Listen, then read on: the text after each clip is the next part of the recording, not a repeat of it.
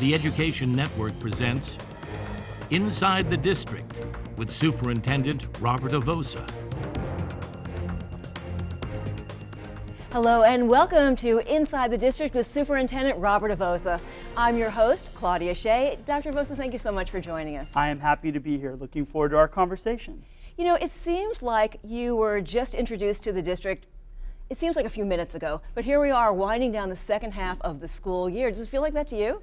It does. Time flies when you're having fun. We've had some issues and obstacles we've had to overcome, but more importantly, I'm so excited about the progress that we're making on our 5-year strategic plan. Well, that is the thing. There's been so much groundwork up to this point. Why don't you bring us a little bit up to speed about where we are with this plan, which will pretty much govern the district over the next 5 years? It's so important that an organization of our size think about the future and think about where we want to be, and then begin organizing our resources and assets to make sure we meet those goals.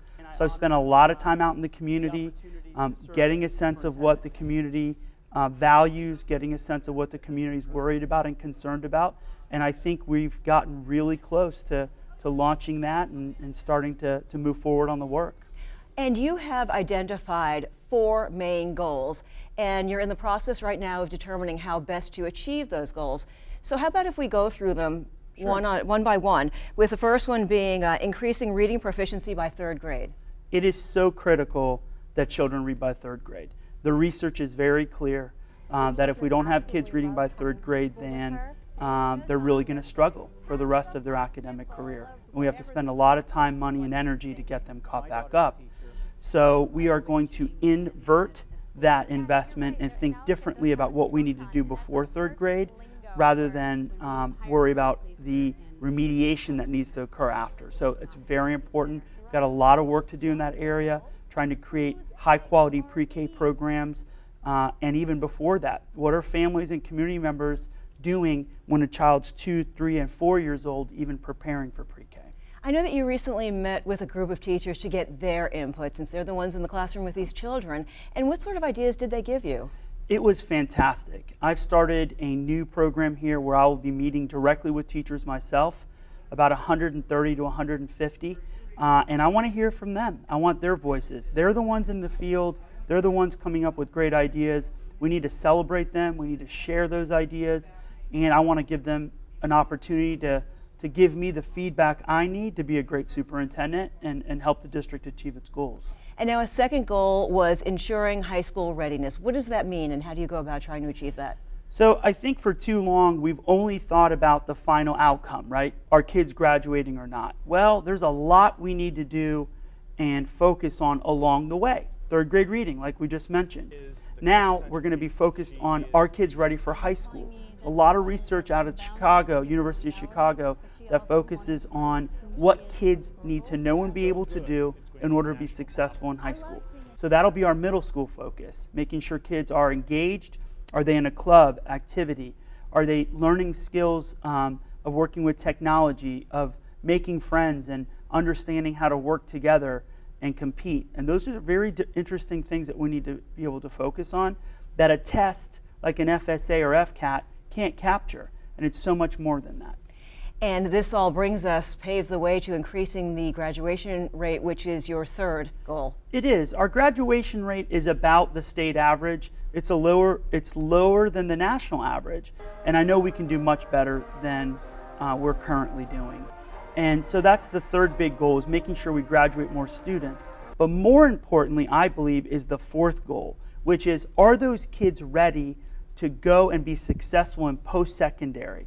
So if you graduate from high school and you still have to take remedial courses at Palm Beach State College or FAU or any other college, then we probably not prepared you well enough, and we need to do a better job. So we need to be keeping track of those metrics as well. Okay, so you did mention the 4th goal. So how do we go about doing that? Is that through programs such as AVID, IB? Yes, those are part of it. The AVID component is very important. AVID is typically a program that we do for kids in the middle and that have academic opportunities, but their parents may not have gone to college. So their parents don't know how to help them navigate through AP courses, IB courses, or even preparing for application processes, et cetera. So Avid's very important for our district, and I think it's an area we need to expand and invest in. Recently, we achieved a really great milestone with the highest number of industry certifications. Let's talk about that a little bit, and how that really does. Not everybody is meant for college. No, and you know what? Actually, these industry certifications go hand in hand with college going anyway. Lots of our kids who get industry certifications are also going on to college. But if they want to work while they're going to college, this provides an opportunity for kids to be industry certified and start working and start making money at a much higher rate than working in a fast food restaurant, for example. So I'm pleased with the progress we've made. I think we can accelerate that progress, and I'd like to see us also invest in things like vocational education, you know, HVAC programs for air conditioning, which we have some, and I know we can expand those. Construction, electrician, plumbing. I mean, these are jobs that our kids can do and start making money and still pursue a career outside of that by going to college. Yeah, it's really interesting that you mentioned that, because a plumber these days, if you call one out to your house, you're going to pay $60 an hour. Listen, a lot of these positions, I just met a group that's working on helping welders. If you're a certified welder, some of the jobs start at $60,000. That's more than a teacher with 15 years of experience and a master's degree. And you know, there's no shame in working with your hands. This country was built on that kind of work ethic, and I think we should celebrate it. Absolutely. One of the things this district prides itself on is our cultural diversity, of course. We have a lot of children, though, who are coming in who speak Mayan dialects, or a lot of Spanish-speaking children. Do we have enough teachers speaking those languages to actually help these ELL students thrive? Look, it's nearly impossible for us right now to find folks who can translate some of the dialects that are coming from Guatemala. And these are wonderful communities and beautiful people and children who are looking for a better life for their children and for themselves. And we are struggling with that. When my family moved to the United States, I didn't speak English, and my teachers didn't speak Italian. And so it was sort of sink or swim, to be honest with you. It was tough. But, you know, working with the resources we had, we did the best we could. And I think today it's much more complicated because the language diversity is significantly broader and richer, and we're struggling to find people who can translate some languages. Especially with the Mayan dialects, there are so many. There are. And I know that during your tour, your community tour, when you were trying to get feedback from parents and teachers and children and business leaders, you did you hold a couple with Mayan families. We did. And what was the feedback that you got from those families? Well, they were really excited to see that, you know, I think in many ways I was a bit of an inspiration for them, given the fact that I too was an immigrant to the United States, and that their hopes and dreams for their kids are much like the hopes and dreams my mom and dad had for their children. So I think that was a positive. Also, many of them were just so appreciative that we spent the time listening to them and hearing their concerns. And then, you know, we went back out a second time to listen some more and to share some thoughts and ideas that we have. And I think that community engagement is very important. I want people to feel like they're part of our community and that we're interested in helping one another. But I also have high expectations for them, making sure that kids get to school on time, that they're prepared, that they're doing homework. This is not just a one-way street. We got to work together to make things better for our kids. And something that we should mention when we're talking about the 4 goals is the reminder that this doesn't happen overnight. This is a long-term process. It is a long-term process.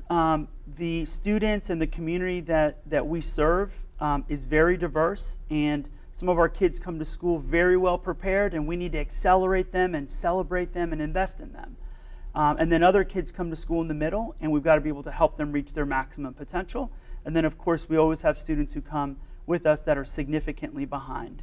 And so it's important that people understand that it's going to take time, but if we have a laser-like focus and the community can come together, we can really solve any problem. Well, we're going to be talking about solving more problems in just a moment. Our discussion with Dr. Avossa is just getting started. After the break, find out why the superintendent spoke before a Senate Appropriations Committee. Stay with us.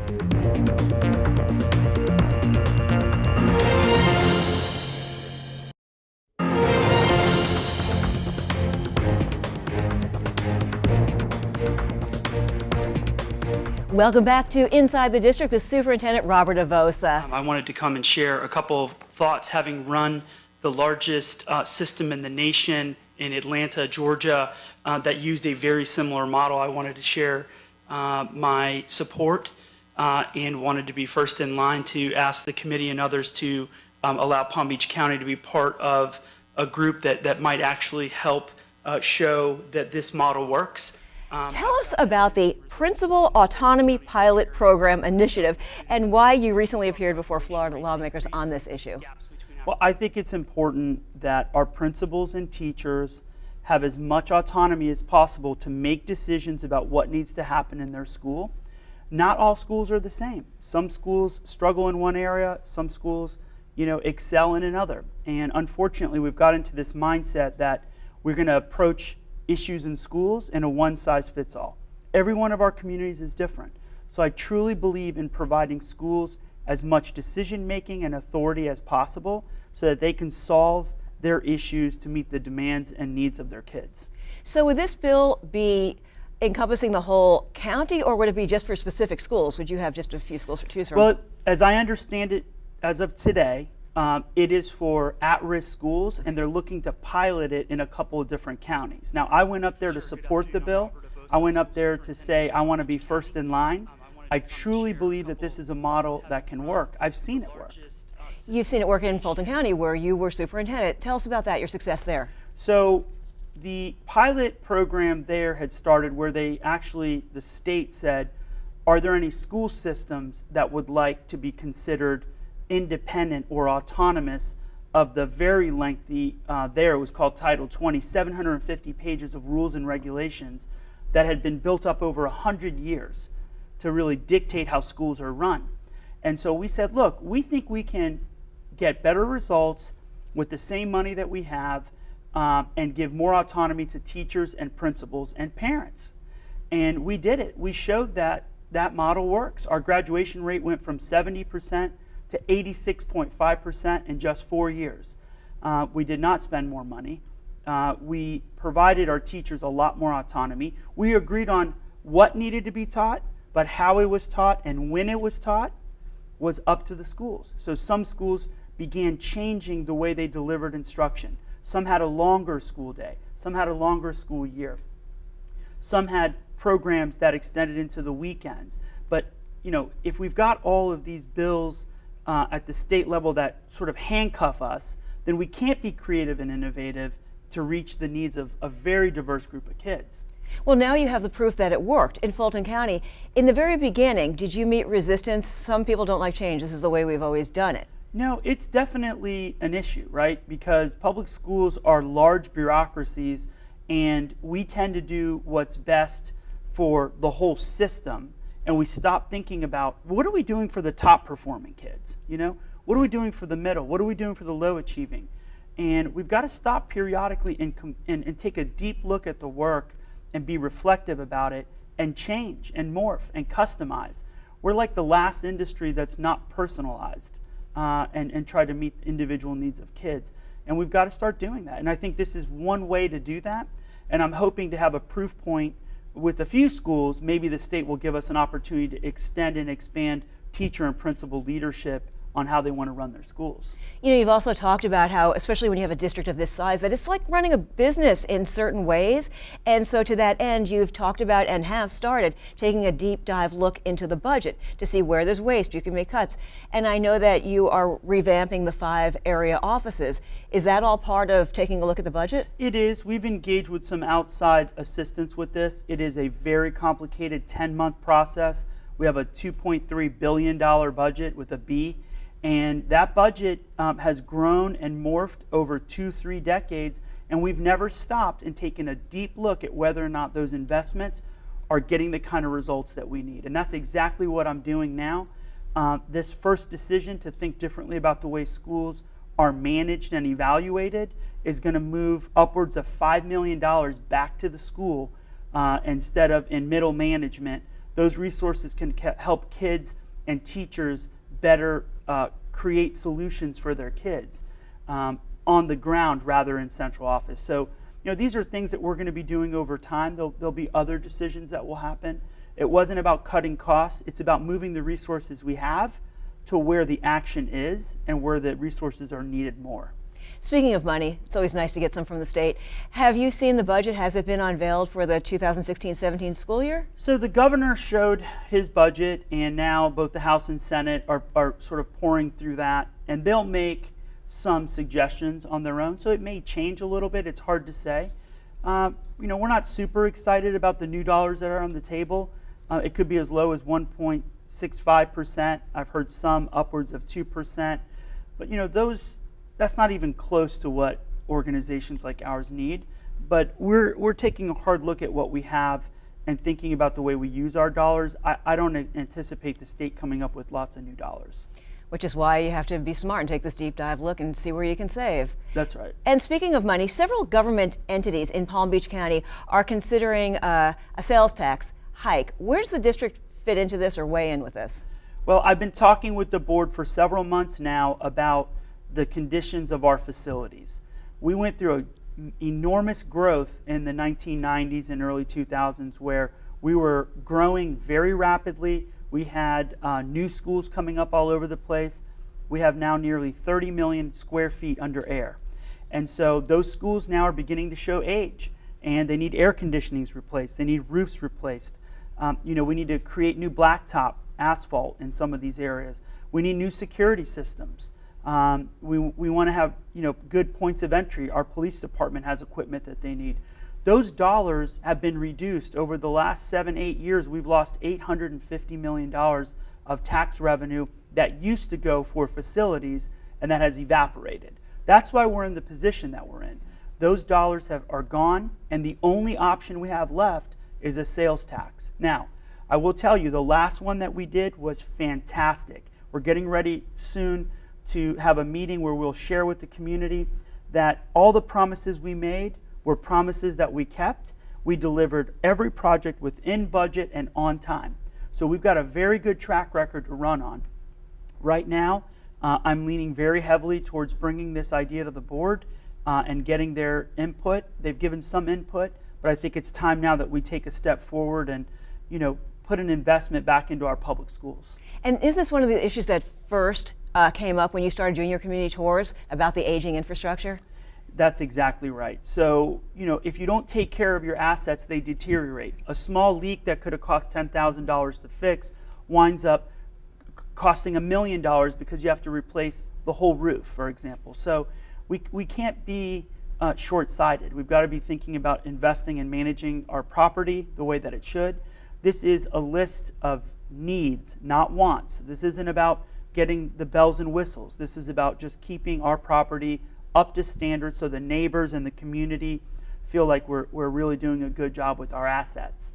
Dr. Avossa, I've asked you a lot of questions, yes, but in a moment or two, we're going to turn it over to some members of our community. We'll take a short break, but when we come back, you're going to hear from students and a teacher. We'll be right back.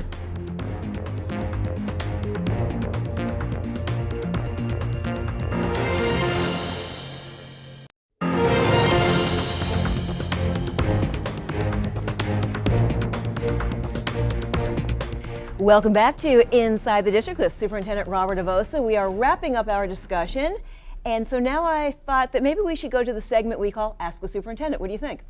I love it. It's my favorite part. Dr. Avossa, when you were a teacher, did you have a favorite strategy that you used to help increase literacy achievement in your own classroom? When I was a teacher, I loved reading to my students. I thought it was important, and periodically I would stop and help guide them through those conversations. And shortly after I started teaching, I also got really focused into a guided reading strategy where I would pull small groups of students and help them think through how to attack a literary piece. So that was usually my go-to strategy. Dr. Avossa, our next question is from a little girl, a third grader named Cindy. Hi, Dr. Avossa. What are your favorite books? I loved reading to my children, and I always have. The stories that I read to them were always stories I let them pick out. The Giving Tree is probably my favorite that I read them. But as an adult, I loved reading books about my work. So things like Who Moved My Cheese, about change management. And one recently that we're all reading, your principal included, is Switch, which helps us find ways to change our culture and change the way we do our work of teaching and learning. Great question. And we do have another great question right now from a little boy named Aiden. Hi, Dr. Avossa. What do you like doing with your family on vacation? I wish I had more time to take vacations, but when I do, my kids love all of the activities that Central Florida has to offer, like Disney World and Universal. But me personally, I love fishing and I love the outdoors. So kayaking, canoeing, fishing in places I've never been is my absolute favorite. The most exotic place I've ever done that was in the Caribbean, and I loved it. The water was crystal clear and you were able to get out and snorkel. So, but those vacations like that don't come very often. Being from Italy, do you ever go back and visit? I do. I've got family there, about 40 or 50 cousins and aunts and uncles. My wife and I went several years ago and we enjoyed it. We haven't been back in a while though. Do your children speak any Italian? They speak a little bit of Italian, probably not as much as my mom would like.